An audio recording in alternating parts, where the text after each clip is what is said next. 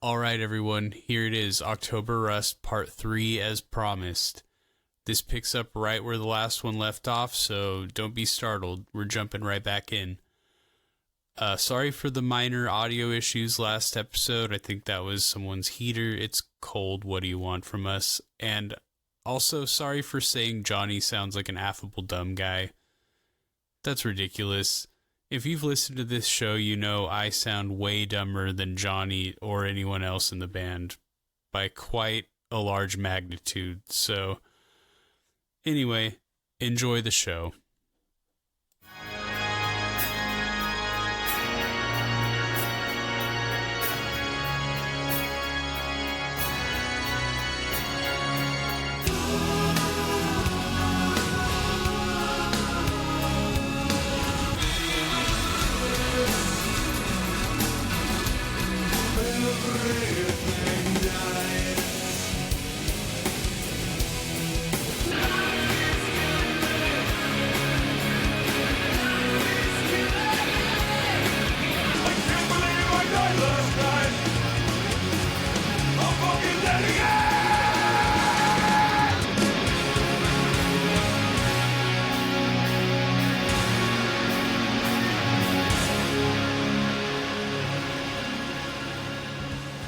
So we got next is Burnt Flowers Fallen.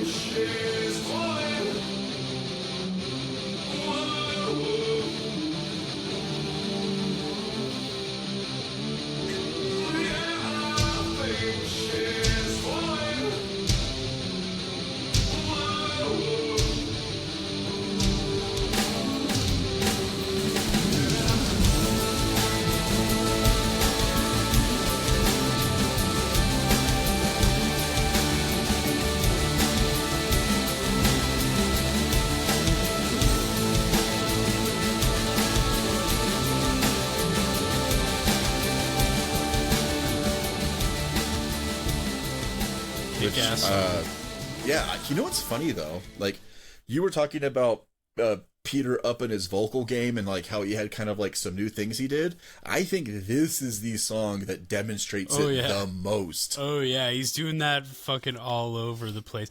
Oh yeah, I think she's falling.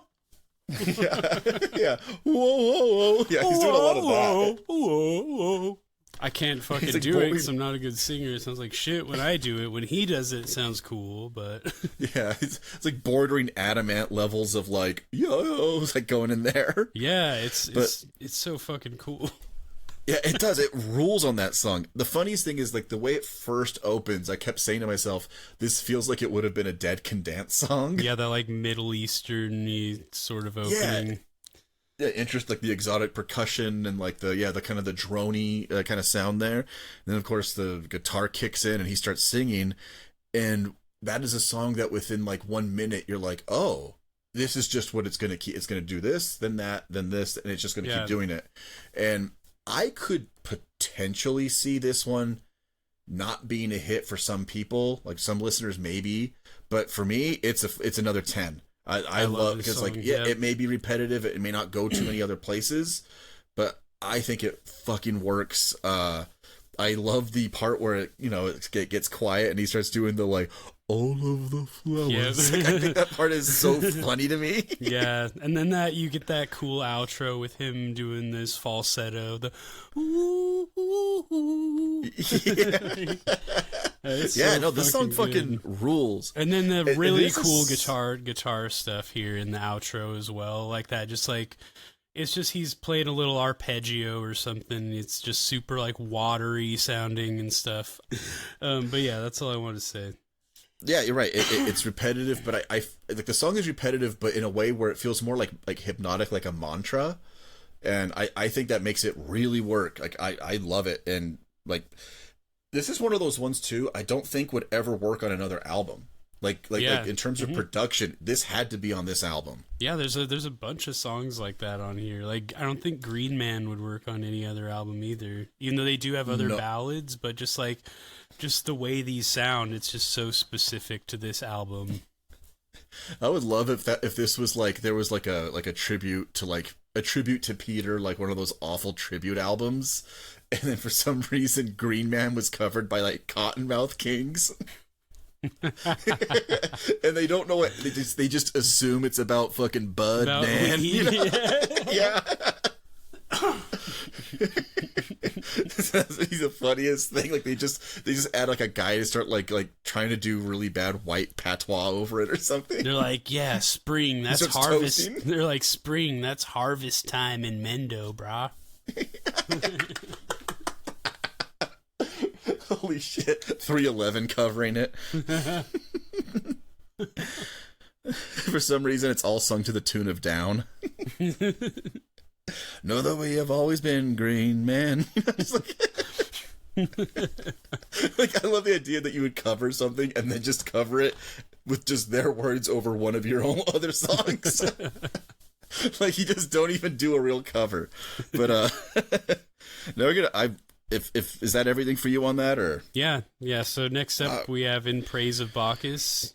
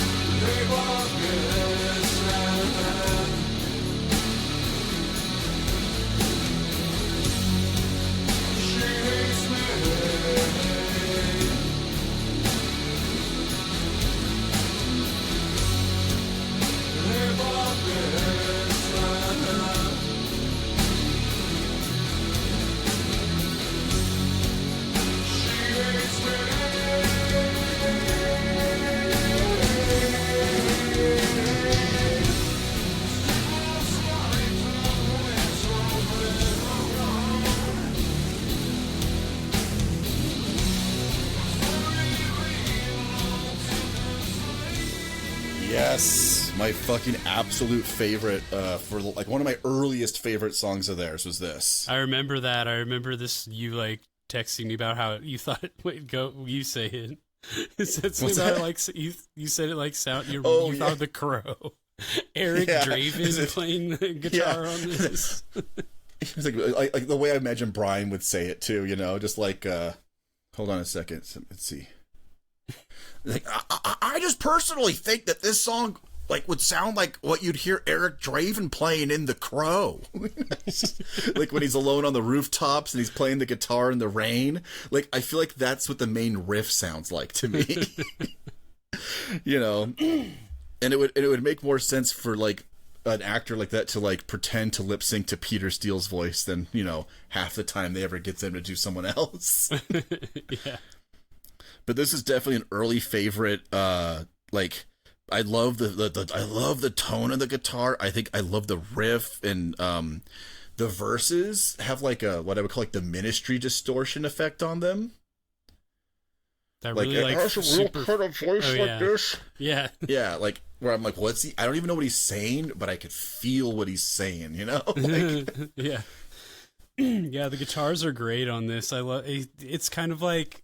Not quite, but sort of similar to the Be My Druidess stuff, because he does a lot of those like ringing, sort of shimmering chords. Yes. You know what it feels like is if you did the Be My which Be My Druidess is like what would happen if you took like Cocteau Twins. This is like if you had let's use Cocteau Twins guitar pedals and try to make Cherub Rock with it, because it feels like so many layers of guitar are all going in there. Like it just sounds huge, yeah. And I just love it. But I love that main riff. I'm trying to think. Like there's that awesome like after the first chorus or whatever.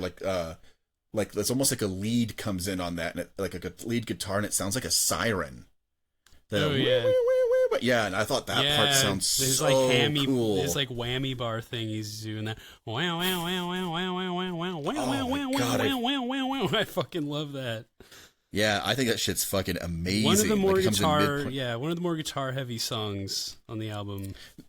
No, I had a theory because I finally decided to look it up lyrically, right? And I was kind of like, so I had to write this down because I thought there was some interesting things in here.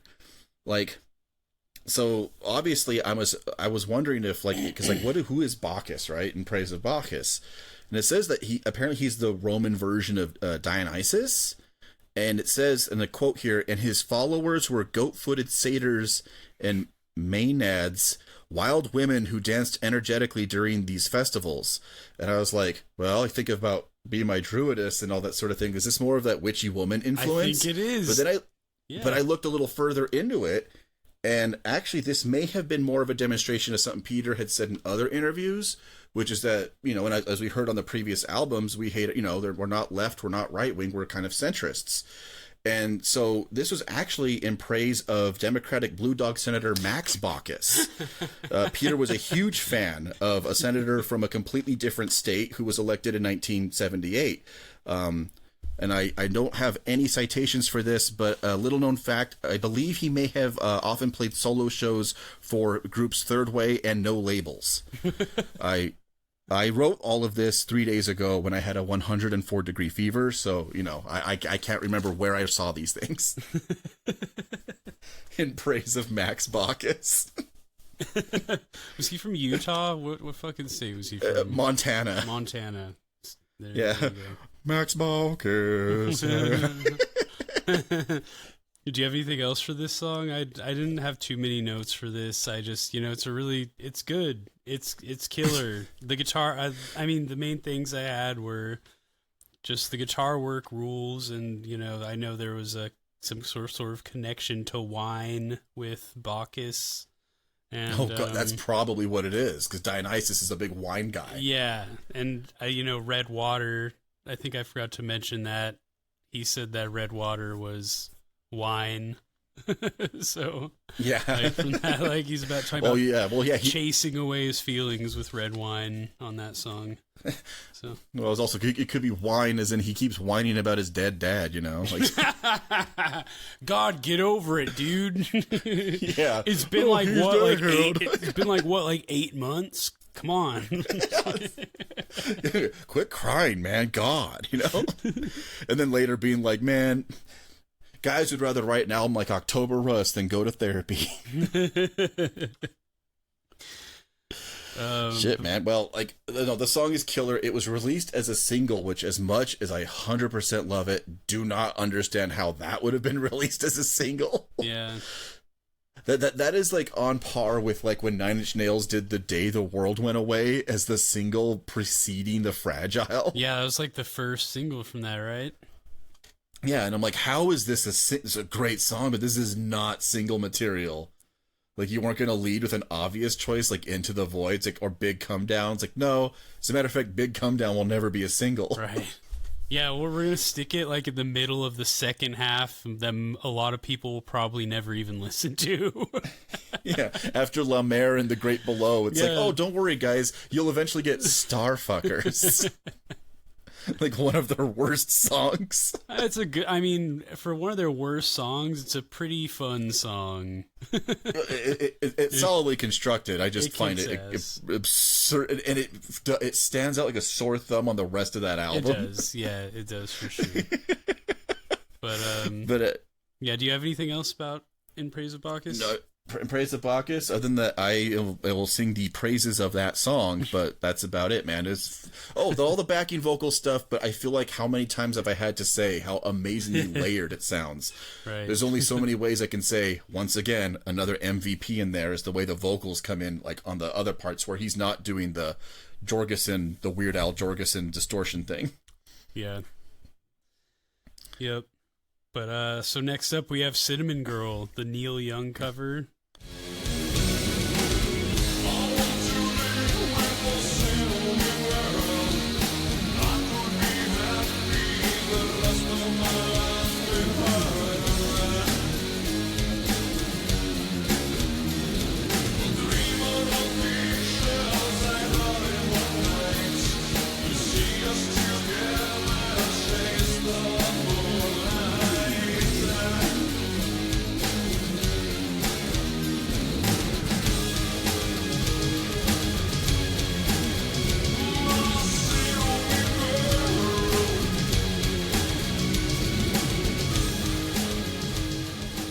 Yes. I'm a big Neil Young fan, and the album This Is From, everybody knows This Is Nowhere, was the first Neil Young album I really got into. I mean, based on the strength of this song amongst a couple others, but they do a really good job. It's not I feel like Summer Breeze is a stronger cover than this, but this is a fun song, and it's definitely I mean, fun is a good word for it. It's just like, I swear, what is he saying in the beginning? It's like he's getting hyped up for the song to kick in. Yeah, he's amping himself up. He's gonna go beast mode. Say motherfucker! Or something like. Yeah, he's gonna go beast mode on Cinnamon Girl. My cinnamon toast. My cinnamon toast crunch. You know, like. But yeah, no, that song is great. I think I love his voice. I think the bass on that sounds sounds huge for some reason. I love the guitar tone, of course, but to review the song, it's faithful enough to the original that I feel more like I'm just gonna just review Cinnamon Girl as a whole. You know, there's no massive rearrangements or like even a reinterpretation of the song. I'd say that he gets like high backing vocals near the end though, which sound really cool, like after the guitar solo. Like you kind of hear those in the back, but they're kind of pushed back there, but when you hear them, that's like, ooh, it adds a little extra, and it's like, that's definitely not in the original. It's a straight cover, but it kicks ass. I mean, it's only a letdown in that Summer Breeze was such a revelation of like, oh damn, that is such a cool way to rearrange or reinterpret something. So, you know, just on the fact that it just feels, and I guess this one was also a single. This one makes sense though. Like this one makes sense as a single. I just think I just don't think the market was there anymore, or rather it had shifted in a really weird way. So I just think they were out of step. Yeah. But it's a huge letdown, the fact that this wasn't a bigger success, or at least it should have at least at the bare minimum matched Bloody Kisses. Yeah, for sure. It's unfortunate. Yeah, I like it. I like I kind of prefer the Neil Young original. Not that that really matters. They're different beasts, and it's fun. It's a fun little break on this album. I do feel like they made this sound more fun. Like the Neil Young version has like a real like stomp, like plodding kind of like. It feels like someone clapping. Doesn't it? And this one kind of has like more of a bouncy kind of feel. I don't know. Yeah, it's more. Yeah, they kind of Discovery zoned it up. You know, you can play in a ball pit to this. You can climb ropes. You know, Neil Young's isn't. Neil Young's is more like you're like eating a s'more. You know, and you're like smacking mosquitoes off your back to the beat. You know, dung dung dung dung, down down down down. You know, But I don't think there's a single Neil Young song you can fucking play around Discovery Zone with.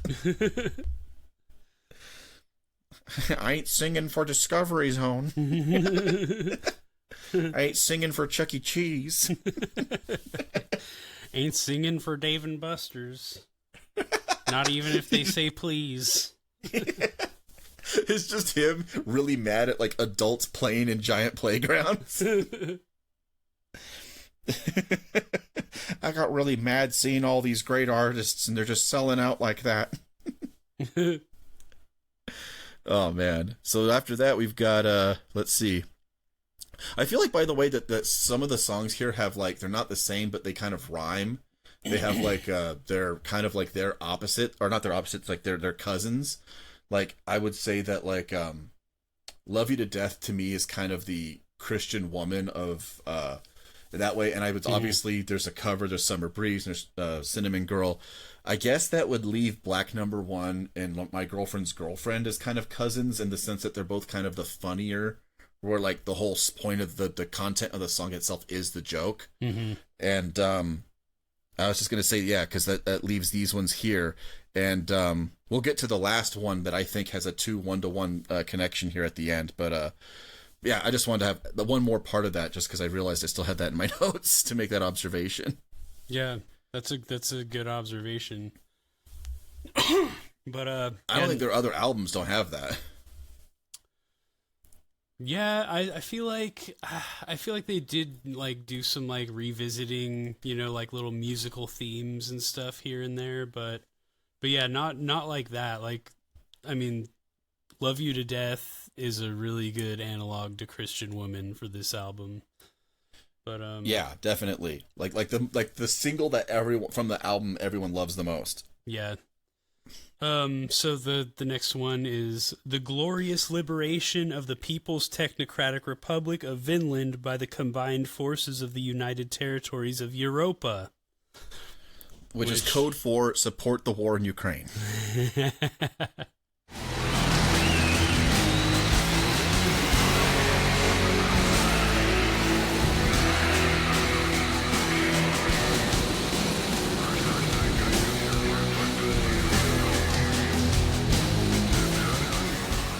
I would hate to hear his thoughts on that. I mean, speaking of Nine Inch Nails, this kind of sounds like one of those, not really sounds like, but it's somewhat similar to those little short, instrumental bits that he added to the Fragile.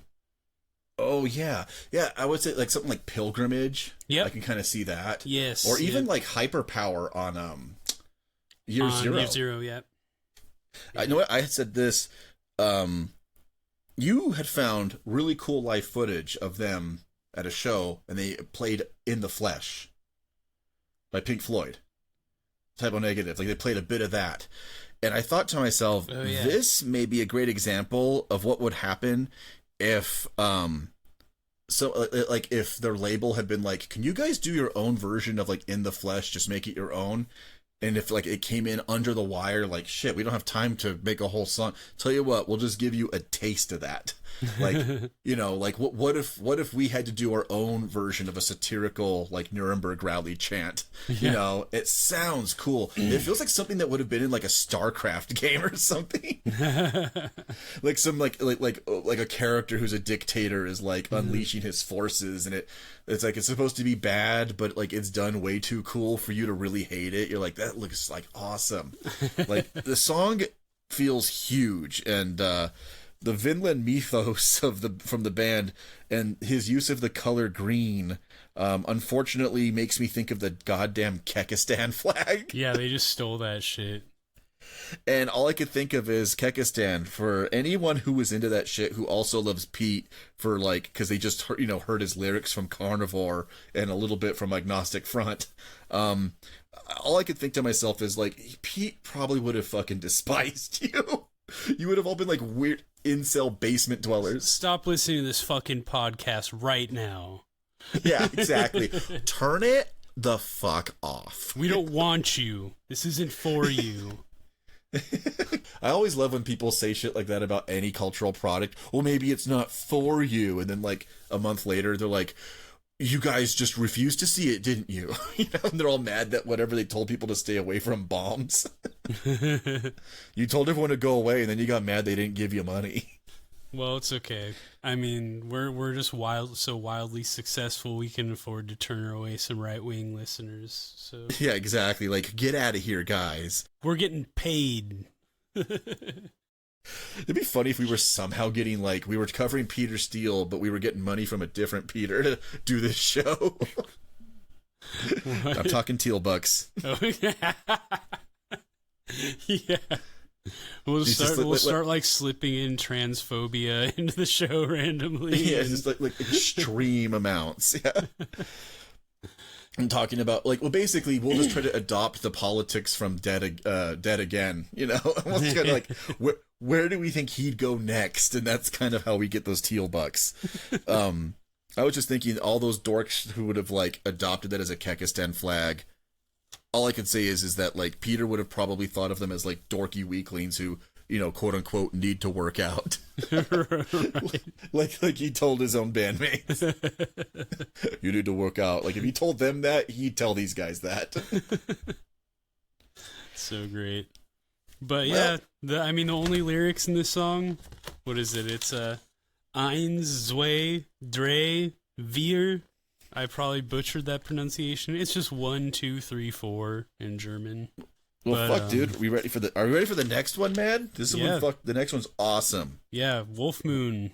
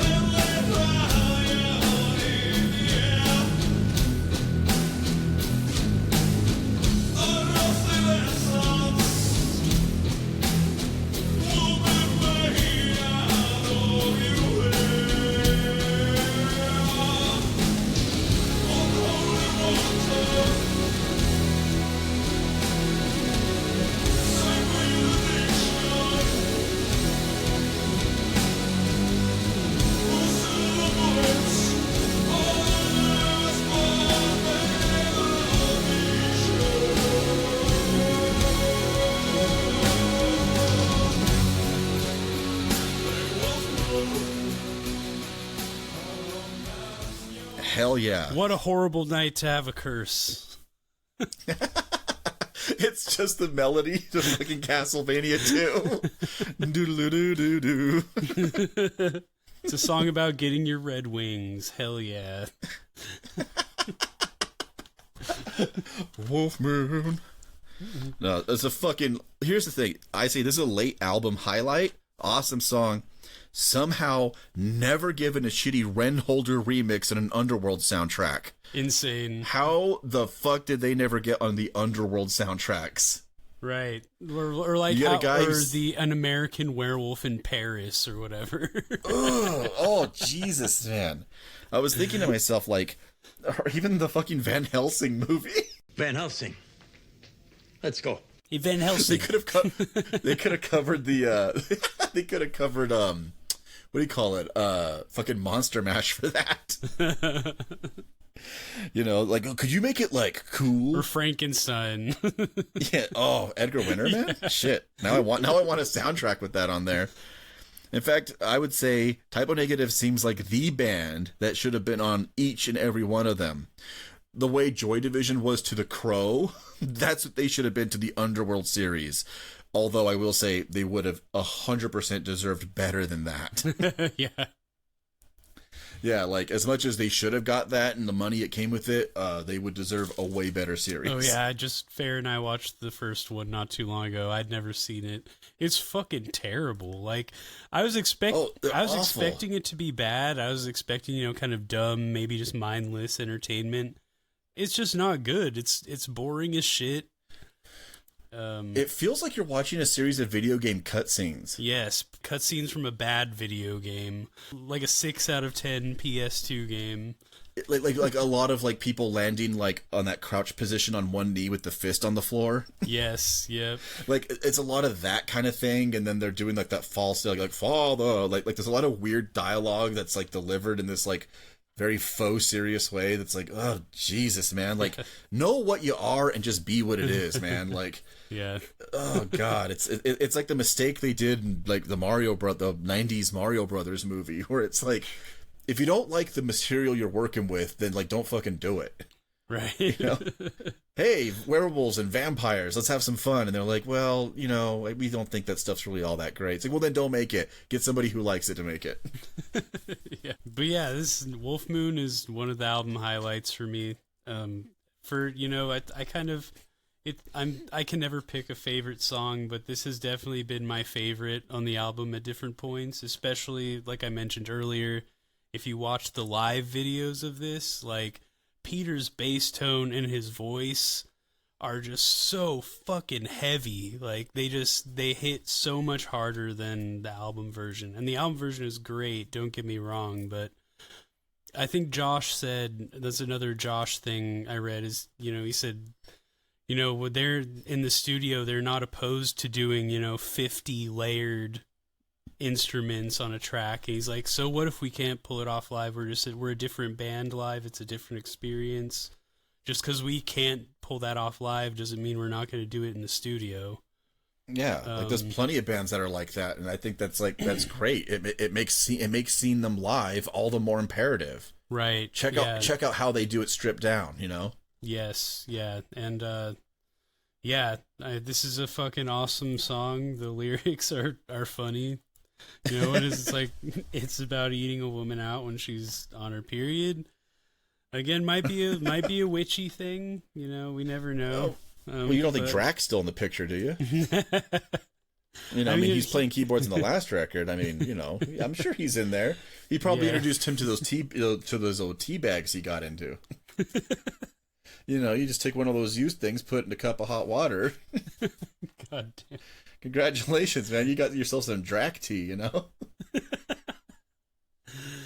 That's fucking disgusting. Hey, man, don't knock it till you tried it, man. You wait till the next Wolf Moon. You'll see what I mean. Yeah, again, I kind of dropped the ball on notes for this one. This is a great song to sing along to. You get, Peter's howls at the end that are really great. This should have been in fucking Howling. And you get that awesome oof. Like after the music Oh, drops yes. out towards the end, it comes back in. And again, in the live version, I think it's the Bizarre Festival. Just look up Wolf Moon Typo Negative Bizarre Festival. It's when he hits that oof and hits his bass. It's just like, fuck. It just hits so powerfully.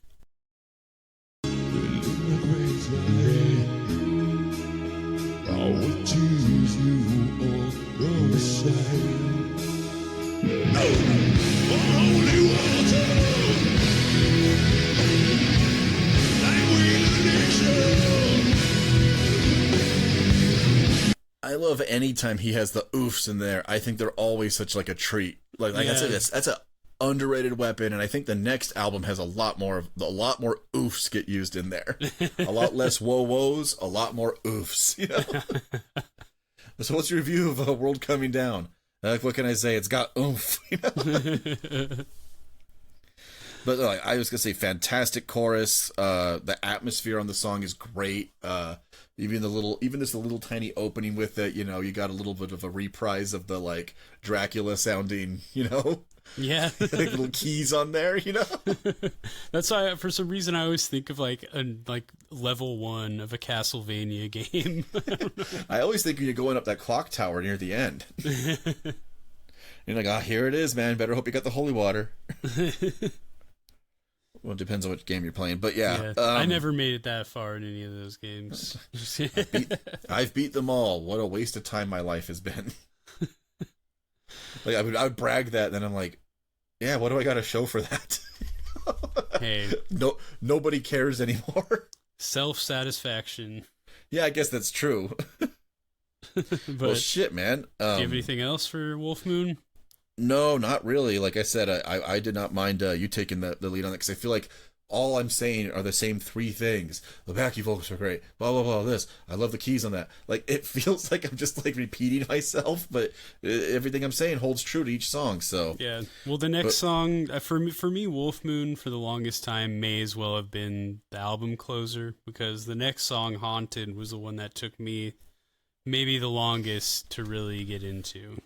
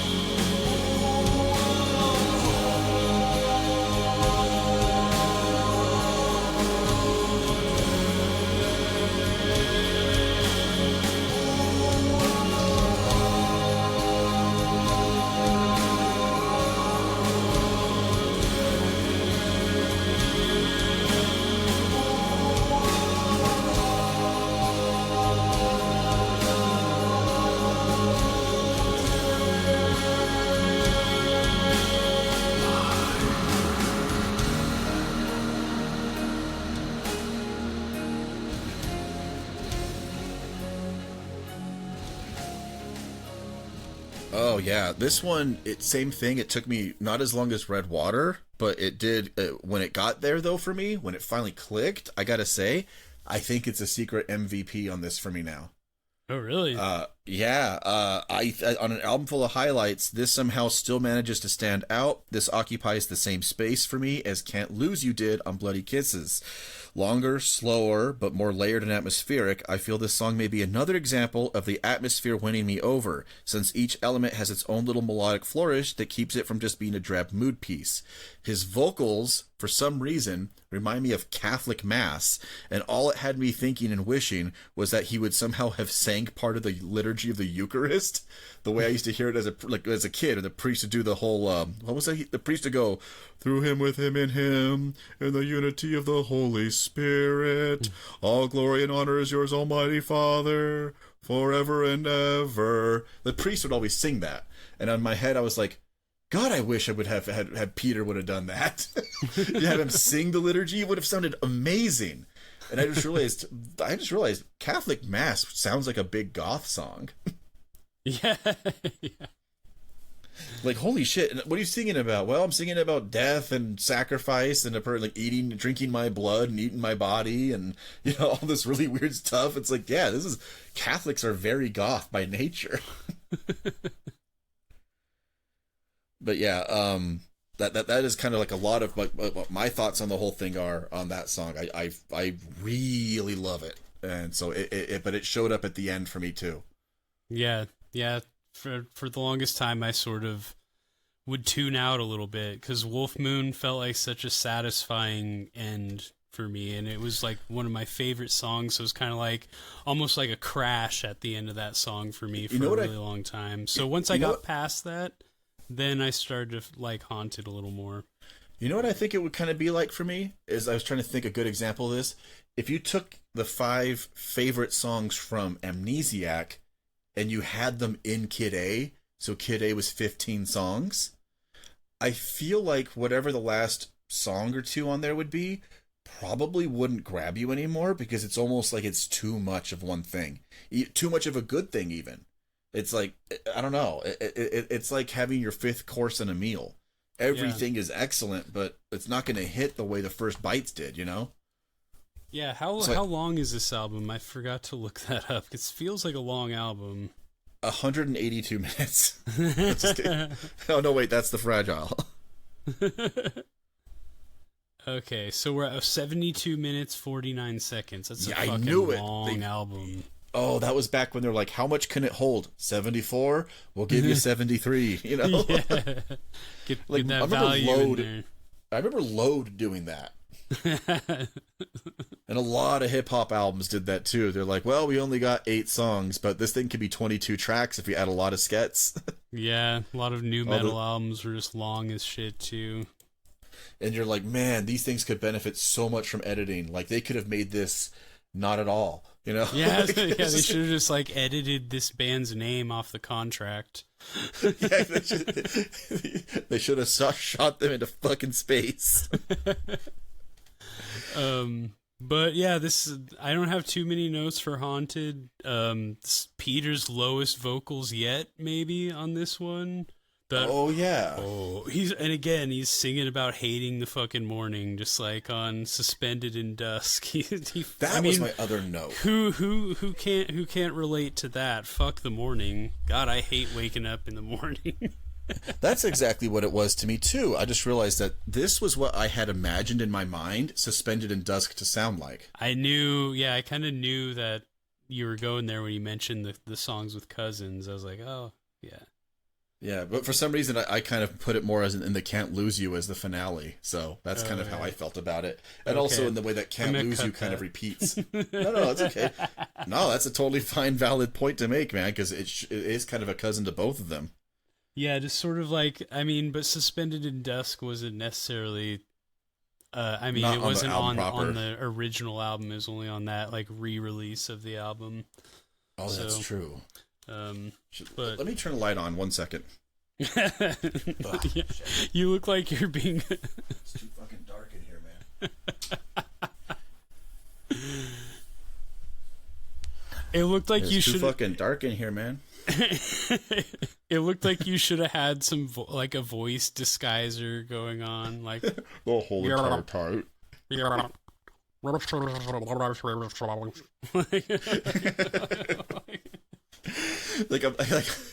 What's the one I get? Like an old phone with a bunch of duct tape on it, and I'm like talking into it. That's what I use when I kidnap children. It's how I get their ransom money. Well, shoot, man, we basically made it. That's the end of the album. Oh fuck! You know what I forgot? Covers. I forgot covers, and I forgot recommendations. Well, you think about that. I got just one little final piece of the overall thing, I think, for me. Oh, yeah. About the album as a whole. I was going to say that October Rust, to me, is the album equivalent of the Francis Ford Coppola version of Bram Stoker's Dracula. It's operatic. It's a towering monument to gothic horror and horniness. The band, of course, I'm sure have you ever seen the like public domain? Well, they're all public domain, but like one of the versions of Nosferatu that says real big, featuring music of Type O Negative on it. You've shown that to me. Yeah. I used to have it at Salzer's, man. R.I.P. Salzer's. Are they gone? And I remember, the video is. Oh, okay. Oh, just not which not is the still record a store. big bummer. Yeah, the record store's still there, but the video one's gone, man. Yeah, R.I.P. dude. But so they had that, and I remember thinking to myself as a kid, like, oh, that's weird. I didn't think anything of it, and then way later, I thought to myself, wait a second, is this like because it's a silent movie and stuff, and it wouldn't make sense to? Is it like kind of like Nine Inch Nails' Quake soundtrack? Did they do like cool instrumental mood pieces or something? And then I looked into it, and they just used random fucking songs with the vocals just randomly in there. Right? They didn't even bother to like edit the song, so there's no vocals. It was just anything. ridiculous. I was like, this is stupid. Like, why am I hearing this? It's just like fucking. It's really inappropriate ones too. That'd be hilarious. I like Goyles. Like we were electrocute, like. I was trying to think of like the funniest ones, like who'll kill all the white people who's in there.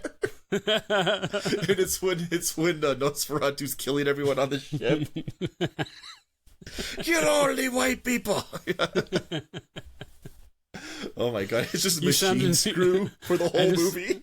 For some reason, I just imagined Jeff Dunham's dead terrorist puppet saying "kill all the white people." Ahmed the dead terrorist. All of his puppets sing all of the songs. So you'd have that grumpy old guy, and he would just be like, "Everyone I love is dead." And the fucking little monster guy would sing "Who will save the sane?" because he's crazy. The little like purple-headed monster guy. This is weird. Little... This is also a pro Jeff Dunham podcast. We're big fans. He's kind of one of the big inspirations behind why I decided to start this. Yeah. Well, I'm pro Jeff Dunham. I'm also pro death penalty, specifically involving each other. Like, I want to see him killed by the state. So anyway, I was going to say, the Nosferatu thing, like, putting them on a Nosferatu soundtrack makes no fucking sense, because they are not a German expressionist black and white looking band. They clearly are meant to be a 1992 camp fest. Like, think of this. Love You to Death would make the most sense playing over images of Gary Oldman drinking absinthe and, like, banging Winona Ryder while he's a werewolf, Burnt Flowers Fallen, you could see that over images of Dracula cursing God, stabbing a cross with a sword while statues weep bloody tears, and breathing fire at a crucifix wielded by Van Helsing, and In Praise of Bacchus. I mean, of course, it makes sense seeing that over images of all the brides of Dracula acting like succubi to Keanu Reeves. That is the whole feel of the album. It is the goth version of Total Eclipse of the Heart stretched to 72 minutes. It is massive. It is gargantuan. It is every emotion is at a 10 at all times. Like, the one thing I will say that my girlfriend's girlfriend does really well is it does tone the emotional intensity down, and it just lets you just kind of breathe for a minute, because, everything's pretty intense. Like, I can't imagine having Red Water goes directly into Die With Me. Yeah. Like, I was just thinking about it, like, that is a huge mood to carry the whole time. So, God, just thinking about it now, maybe its placement on the album kind of, like, acts as, like, a respite, A respite, I guess. But anyway, to me, it is the Bram Stoker Dracula of albums. It is the gothic. It is if Joy Division tried to be the Moody Blues. Like, it's completely that. And I guess that would lead to a recommendation, I guess, or something. Because I mean, we got to have those with everything. Yeah. I was working on them. But do you have anything? Shit, what's funny? I don't have the recommendation yet, but I do have my cover. Immediately I have my cover. And this is the only album and the only time this one works. You can't do it with any of their others, not even Bloody Kisses. The Type O Negative song I wished they would have covered would have been Nights in White Satin by the Moody Blues. Nights in white satin, never reaching the end. letters I've written, never meaning to send. Beauty I'd always missed with these eyes before. Just what the truth is, I can't say anymore, 'cause I love you. Yes, I love you. Oh, I love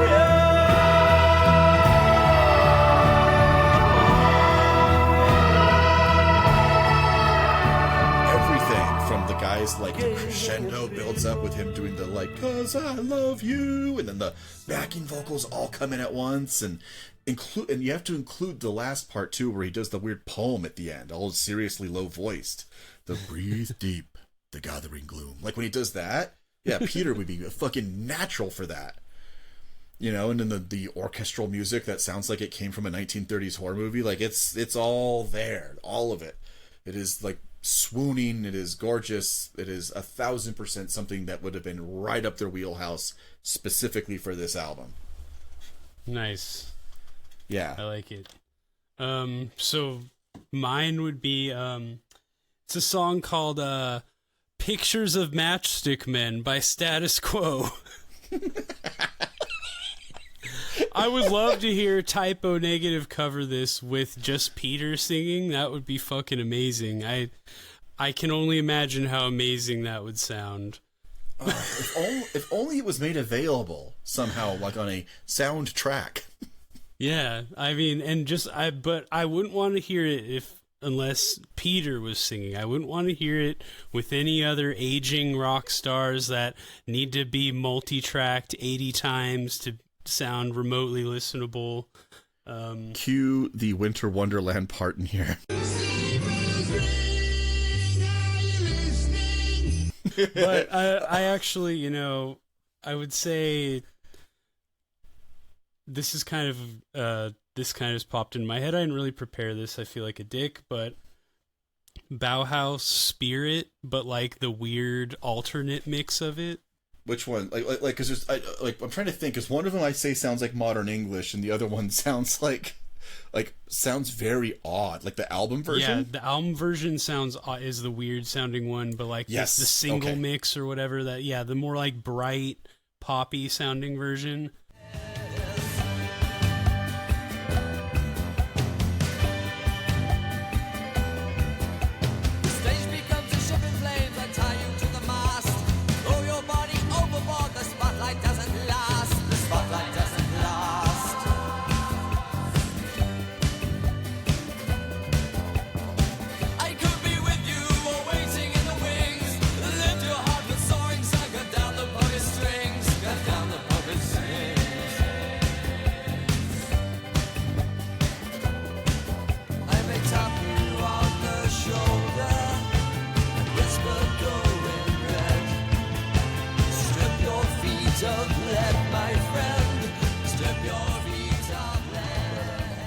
On the single or the album? Sorry. The single version.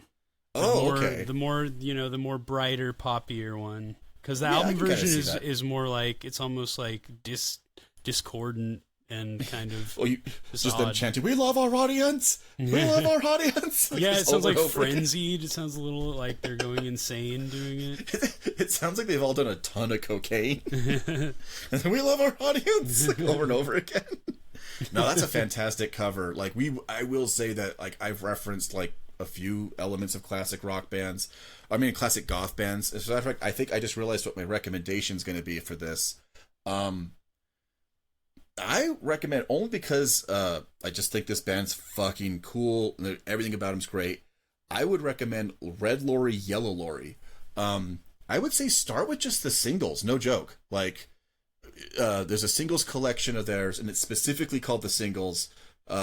Songs like, I would say Spinning Around or Burning Fever or whatever. Like, those are Hangman.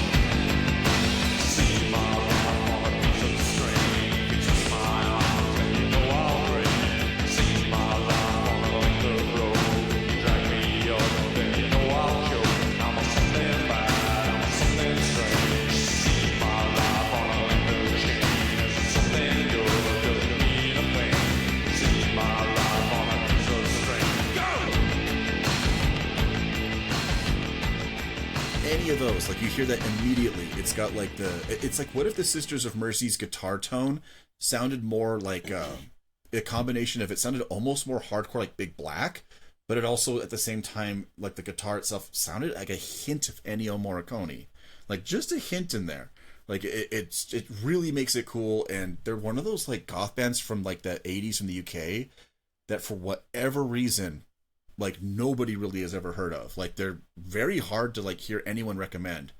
And so I'd say anyone who can hear that stuff, definitely check that out. That's my recommendation for an album or for artist. You've sent me a couple songs from them, and they're really cool. I think I've maybe seen their name a couple times aside from when you've mentioned it. So it definitely seems like a really under the radar band. Yeah. Like for a genre that's all under the radar, I don't see them. Yeah. Yeah, I guess my recommendation would be, again, I'm going to go with a band that came out, after, this is well out, like over 10 years later than this album. The band is Alceste, and the album is Souvenirs d'un Autre Monde. I'm probably butchering that.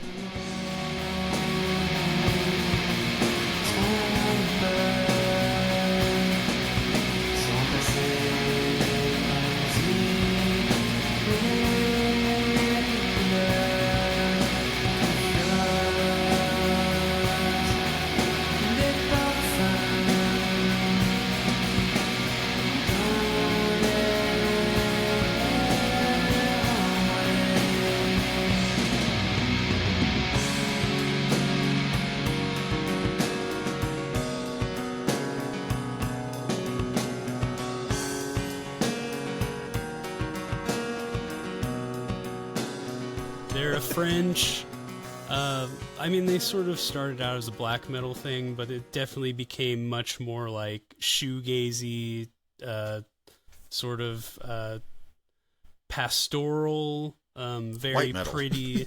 Yeah, they definitely, they sort of have taken out the blast beats and the screaming, and replaced it with like acoustic guitars and soft, feminine sounding singing. What's funny? This was their first album. I would say there's a little bit of kinship there with like, it has like, it's very like autumn sounding, but also kind of like digital and coldly produced. But I'm gonna take an odd stab at something with this here. The way you described like the way the sound changed from much more abrasive and kind of mellowed a bit, but like in this really interesting kind of way.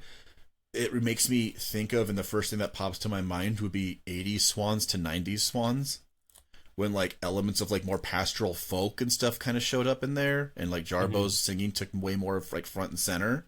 Like that's at least what pops into my mind. So, because I never heard them really, so that's kind of what I'm thinking of. Yeah, I don't know if I'm anywhere on track with that. No, you're somewhat on track. This would definitely be more like, especially this album would be bordering on like Ren Fair aesthetic at times with some of the like chord progressions and stuff. But I think it's a really like beautiful album, and there's still some of the black metal vestiges on this. Like you get some like harsh screaming and some blast beats, but it all is like sort of like layered in this really like reverby, spacey sort of production. It's a cool ass album. Well, that's fantastic, man. And I gotta say, I think we made it, right? Yep, we did it. I think. Well, I guess we should tell people to tune in for the next one where the world comes down. Right? Yeah. Yeah, like everything's about to get a hell of a lot darker. Yeah, for sure. So stay tuned for that. Thank you, everyone who's been listening. Make sure to like, subscribe, rate, review, whatever the fuck you do. Anywhere, it really helps the show get new listeners. Tell your friends about the show. You can follow us. We got a couple social media accounts on Twitter and Instagram. Both of those are @PodIsKillingMe. And we have some fun plans for the future. In addition to the Typo Negative albums, while we're doing those, we have a few sort of bonus episodes. You may have heard our Mortal Kombat soundtrack episode. We have a couple other things in the works too that are pretty fun, so stay tuned for those. And we're not going away once we finish Typo Negative. We're gonna keep doing other bands, other stuff, and hopefully you'll join us. But Jeff, Well, take care, everybody. No, that's about it. Just gonna say, take care, everybody, and All right. eat shit and die. All right. Yeah, go fuck yourselves. All right, bye. It's the meanest way to fucking end a show. Thanks for listening to me, you piece of shit. You know.